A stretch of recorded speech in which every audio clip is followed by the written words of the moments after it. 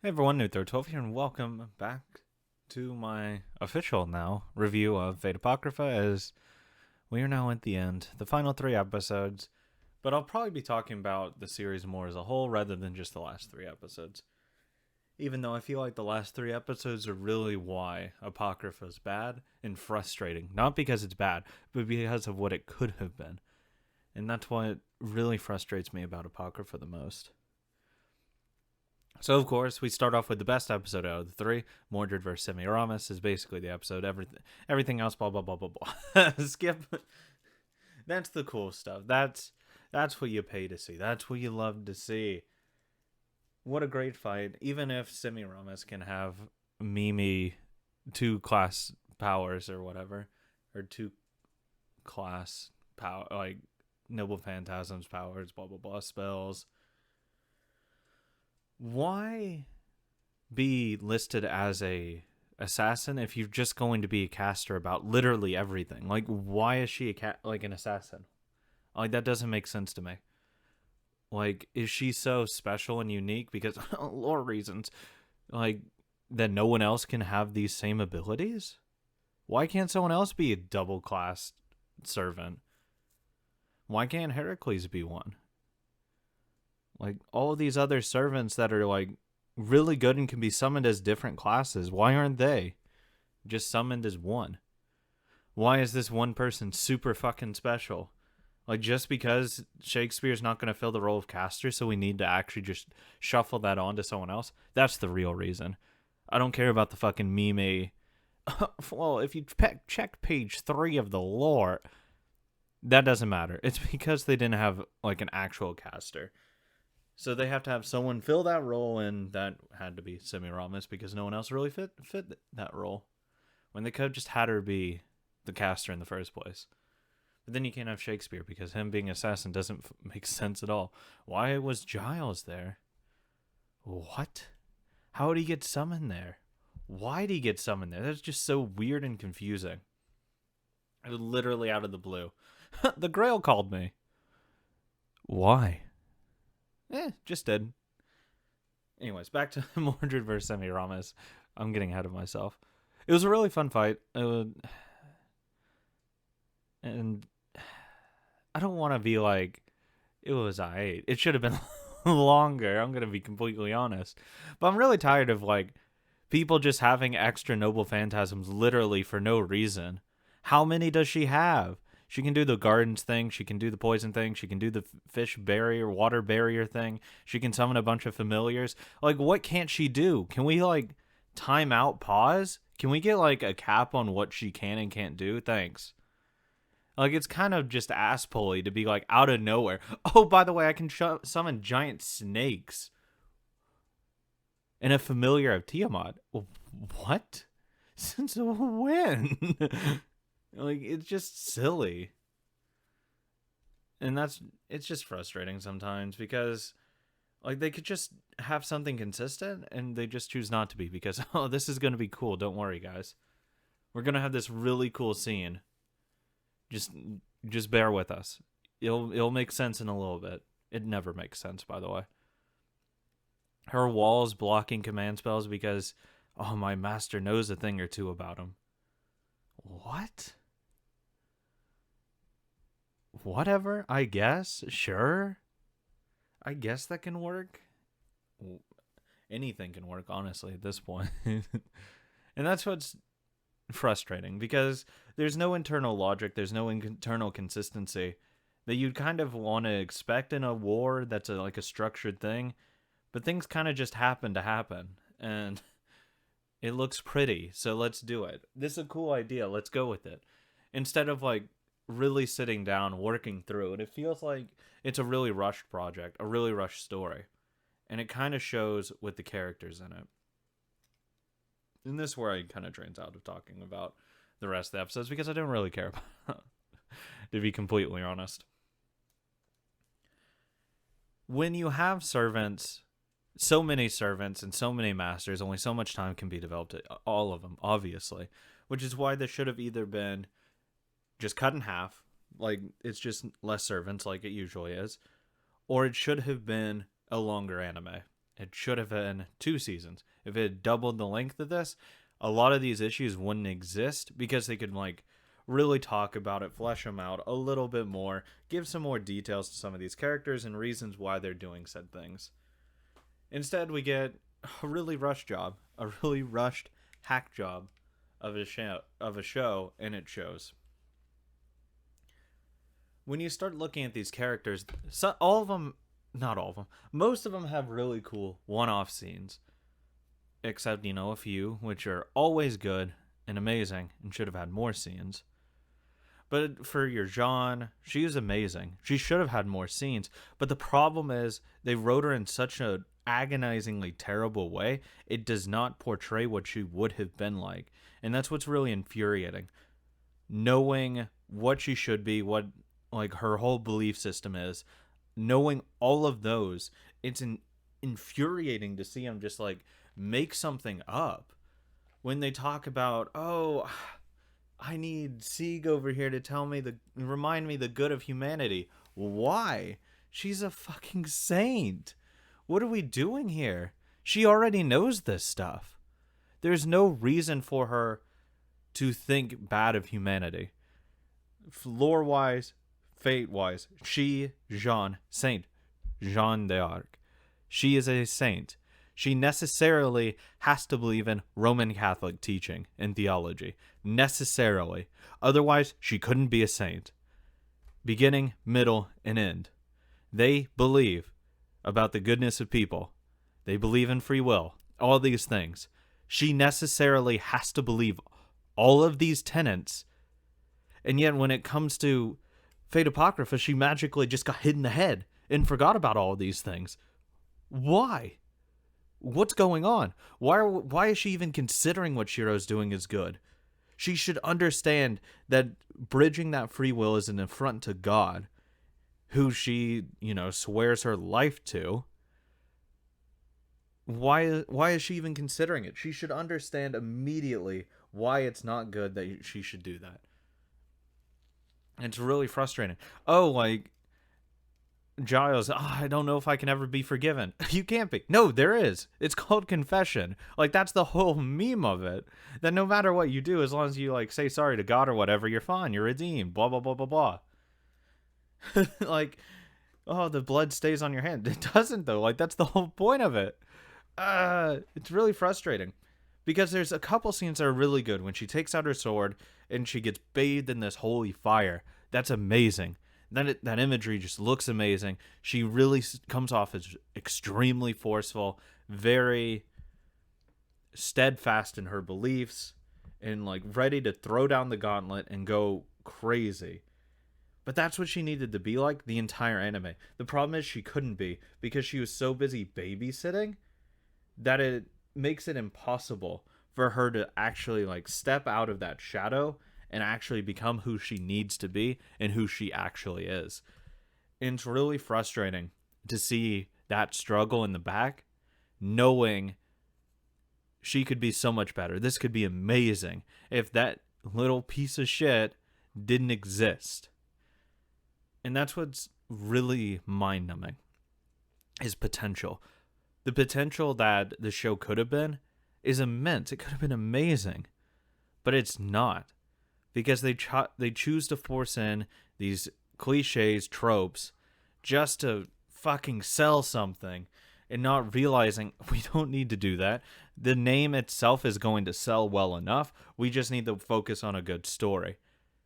And it's really upsetting when people just sell out for easy money. Let's just go with a self-insert main character. Let's not worry about other things that come with it. Let's not worry about giving him a personality. Let's not worry about internal consistencies. We need to cash out money. We're going to have cool battles, cool people, and nothing else, because that's all that matters at the end of the day.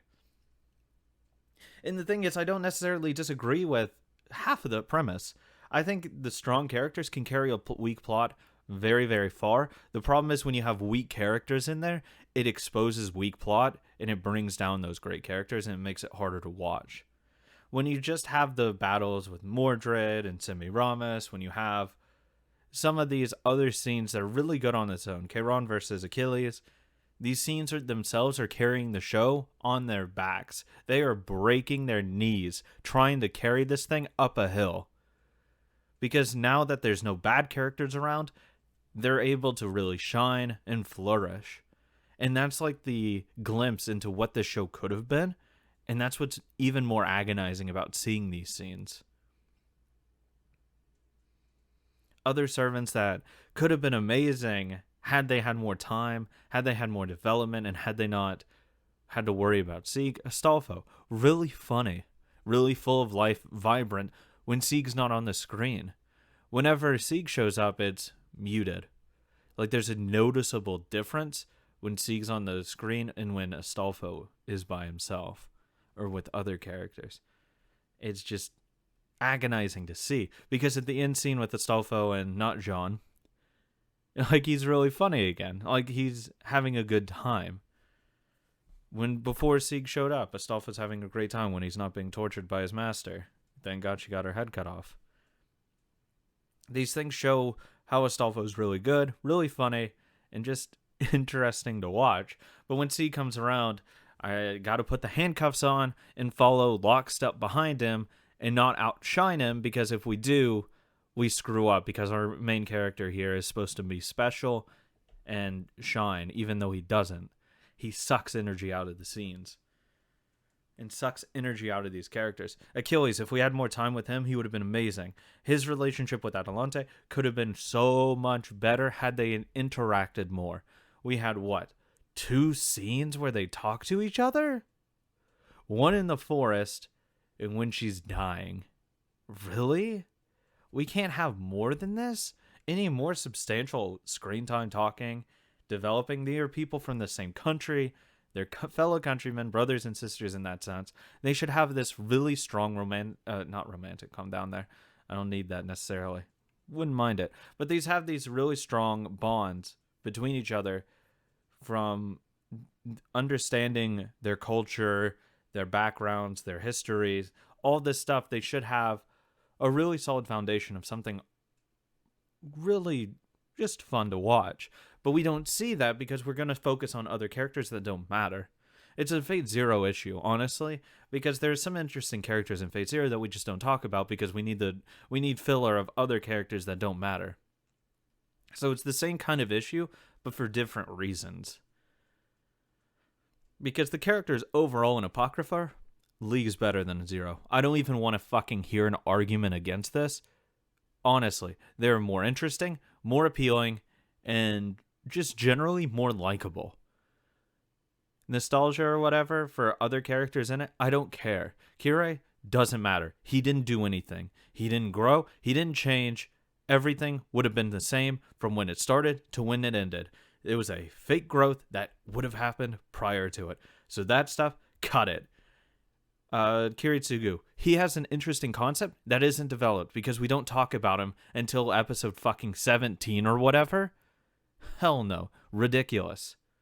Bad. Irie, really fun, really interesting, but she's, again, hand-tied because we can't have someone having fun out here. We gotta put these women in their fucking places where they deserve. Maya sucks. Garbage. Saber, fucking garbage. Toss her. And it's really frustrating because people talk about how great the Zero characters are. What, 2? 2 characters? What about the rest? All of them are fucking tropey. It's infuriating. But with Apocrypha, there's a lot more interesting characters. Mordred, Sisigo, Astolfo, Jean, Achilles, Cheiron, Fiore. Like, already, off the top of my head, I can list 7 that are already going to be better. Even though I think I only listed like 6 there. Whatever. Like, we can go down the list. All these characters are interesting, and they had a much better time explaining why they care about the Grail, what they're doing in their battle, and why we want to see more of them. These characters, really amazing in themselves. When you take out like the bad characters around them themselves are really good. Other characters I didn't necessarily like, the Golem caster, who cares? Squish him next. Shakespeare, I just don't like fucking Shakespeare. He's too memey and frustrating to deal with. Semiramis, I thought she was just a fucking cunt. Still think she's a cunt. Next. Shiro, I don't even know what the hell he was. What was his plan? Materializing the soul? What? I'm sorry, I'm fucking stupid. I don't know what that means. So it's like, okay. His noble phantasm's cutting off his hand? What the hell? You can't do this twice. What? What are we doing? How are we gonna... What if I need to use it again? Well, too bad. I don't know, that noble phantasm seems kind of broken. I don't know about that one. I don't even know what it was. A black hole? Weird. Karna. He just doesn't do it for me. I'm not really that interested in him, to be completely honest. But this also could be like Salt from FGO spilling over a little, because I really hate getting him when I'm going for like Skahath or something. But, you know, I hate it. Other characters. Adelante. I thought she was really dumb. Like I think they could have had a really nice story with her if they didn't do the force jack shit. That was really infuriating to see. Like, these kids are already dead. Why does she care about sufferings of not existing children? That was really forced, hammed up, and hard to watch, honestly. Spartacus didn't matter. They threw him away so quickly.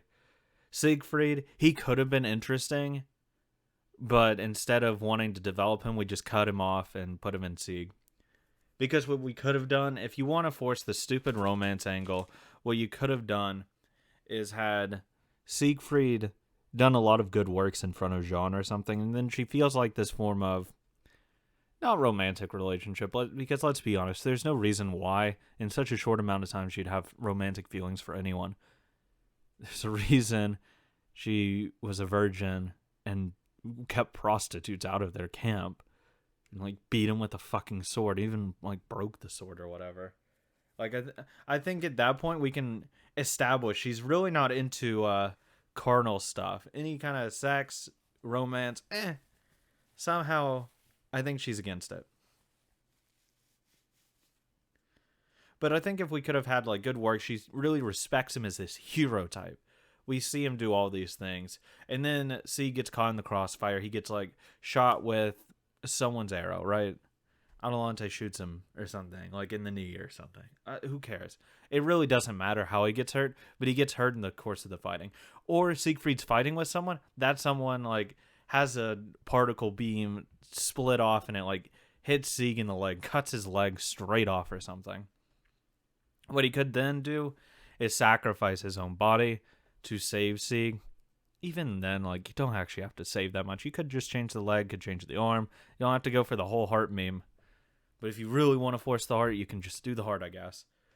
And then Jean witnesses that. She's like, no, you can just heal him. And he emphatically declines. And it really reinforces that hero archetype. So she's really in love with, like, Siegfried or whatever. I use love very, very, very platonically here. Extremely. So when Sieg becomes like Siegfried in that sense, she feels like conflicted because she feels this paternal instinct to protect this like literal baby, but has this respect and admiration for Siegfried for saving his life. That would have been much better played up angle rather than immediately getting rid of Siegfried the second she shows up. So, or she saw him save her once. So, I mean, you could kind of work that angle, but you can still do more of those things to reinforce why she would care. Not necessarily for Sieg, but for Siegfried and his memory living on through him, which you can then see as Sieg changing and, like, adapting more towards a Siegfried-style life, like, moral system and stuff like that. If that's played up more and more focused on, I think that does it a lot more justice, because it gives more of a reason for Sieg to matter at that point, even though he doesn't really matter. And that's kind of what the spin I would want to go for. Because if you want to do the whole, like, oh, things don't really matter, like, masters don't matter, you can kind of go through that angle with him being, like, a blank slate in that sense. And that he doesn't matter.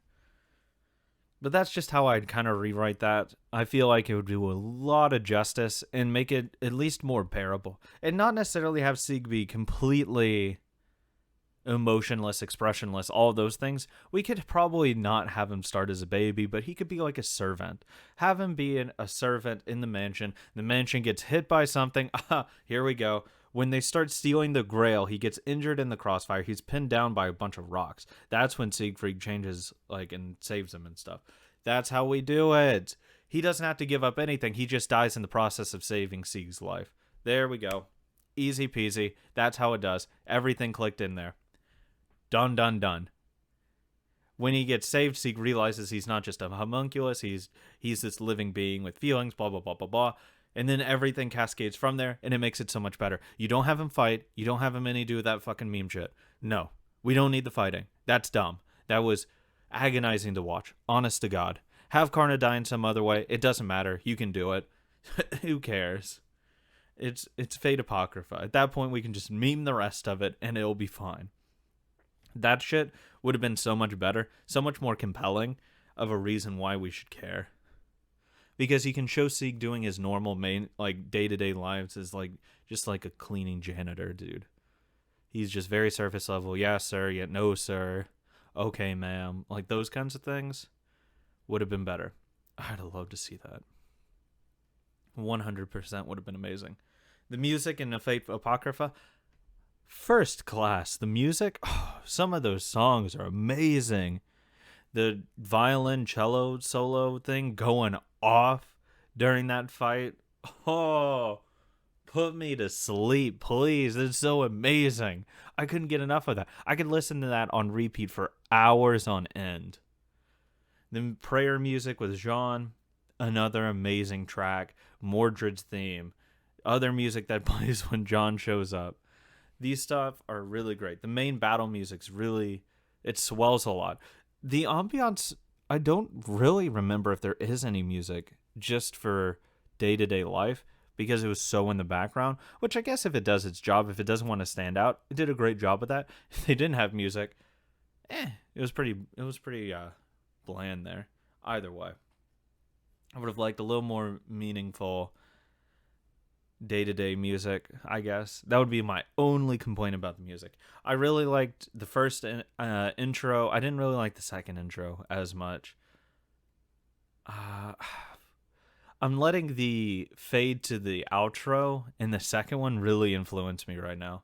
Because I feel like I like the second outro a little bit better, but I really like that fading from Achilles into the outro. That was so good. So good. I could watch that for hours again because that was a beautiful fade out. Well executed. Perfect timing too. So I feel like those things kind of shade whether I like the outro and the second one a little bit more. So give me the first intro all day long. It was really, really nice. Other general thoughts. I feel like the Jack thing was really overplayed. They spent way too much time with Jack. Like, when you have so little time, I think there's some servants you're just going to have to cut. Axe real quick. Fran, she should have just been cut. If you're going to be stupid with her, just cut her. Don't even have her bring back with, like, Sieg doing stupid noble phantasms with her. That should have just been axed immediately. Dude played around. She got cut. End of story. That's where it should have ended. Jack should have been cut. It was bad. I'm sorry. It was really trying to, like, force home, like, oh, everyone dies. People suffer. Innocent people suffer. Yeah. We already know. We got shown that with the homunculi. We don't need this to be reasserted. I feel like it was trying to drive home a point that was already really well established. And it kind of just fell flat to me, honestly. Maybe because I just really didn't care about Jack at that point because we'd been dealing with this person for 3 episodes in a row at that point. Yikes, at least 2. So kind of like let's speed it up here. Yeah, it would have been 3, right? Holy shit. Yeah, let's speed that one up a little bit. Spartacus, they rightly got rid of him fast. Vlad, I felt like could have been around for a lot longer, but they kind of just chose to get rid of him out of the blue for really no reason. That was weird. I will question that one really heavily. Vlad could have killed Karna. That's how you get rid of Karna. I was saying, like, oh, you could do meme shit. There's your meme shit. I don't know why they got rid of him. That still eludes me, and I don't know why. It makes no sense. Why Jean didn't use her command spells? Either on these servants, like when Karna attacked her, she has a bunch of them. Fucking kill yourself. I don't know. Like, some of these, it feels like a lot of it was contrived. Even though I don't think she could have beaten him. Like, her whole thing is she blocks everything that attacks her. So unless he can break through God's protection or whatever, who knows? Maybe if Achilles' shield can stop it, the fucking light of the Lord does too. Who knows? Who knows anymore? Meme shit. I think that'll be it though. Overall, I'd say it's probably a 5 or a 6. It's aight. Some stuff could have been better. Potential was there, but it really lets the ball down. It spikes it, honestly. And I'm only ranking it really high because the servants in it, top notch. There's some really, really good servants in there. Really great characters that I can overlook a lot of the plot issues because of that. Otherwise, if they had bad characters like Zero, this would be probably sitting at like a 3 or a 2. Really just a bad story. They should have had a regular war. There's no need to do this double stuffed war in some attempt to be unique and different. You have Mordred. You have Karna. If you want to go down the list, you have... Achilles, Kairon, Semiramis as an assassin, not a caster. Then you have Shakespeare, and then you just need one more person as Berserker. You can have Vlad be your Berserker. And there you go. That would be the full set or whatever, I believe. Or no, Vlad. Oh, no. Yeah, Karna's the Lancer.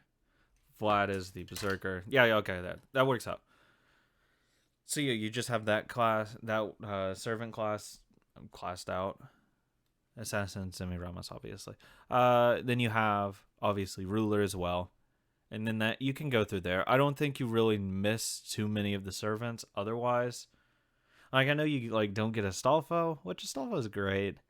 You could probably argue with Achilles and Astolfo, with me personally. You probably could make that argument.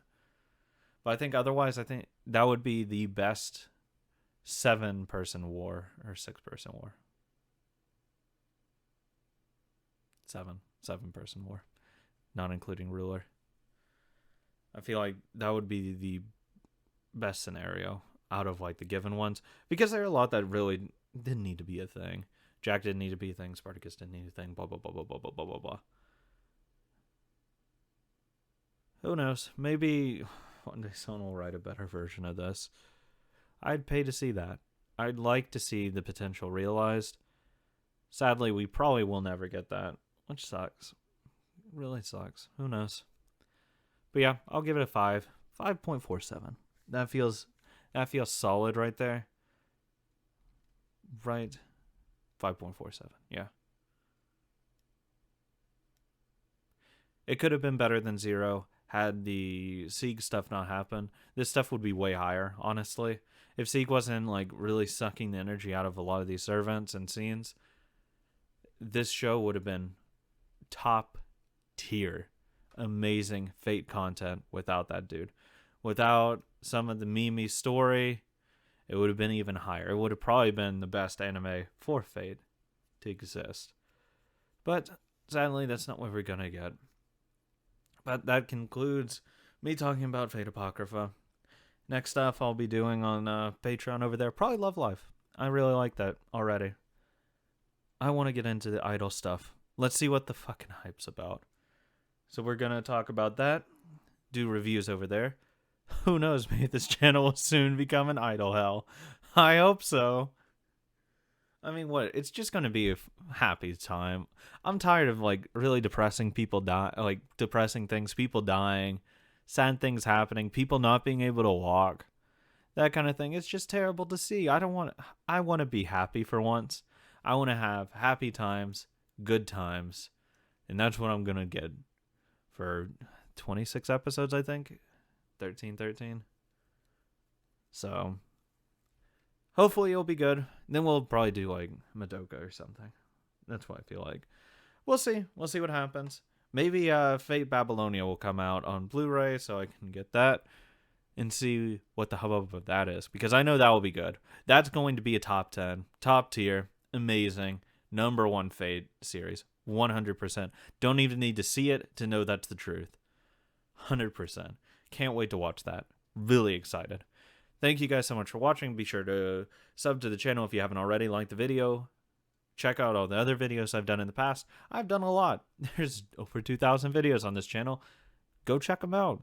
If you like what you see, if you like an asshole talking to you about his opinions as if they're fact, go ahead and sub.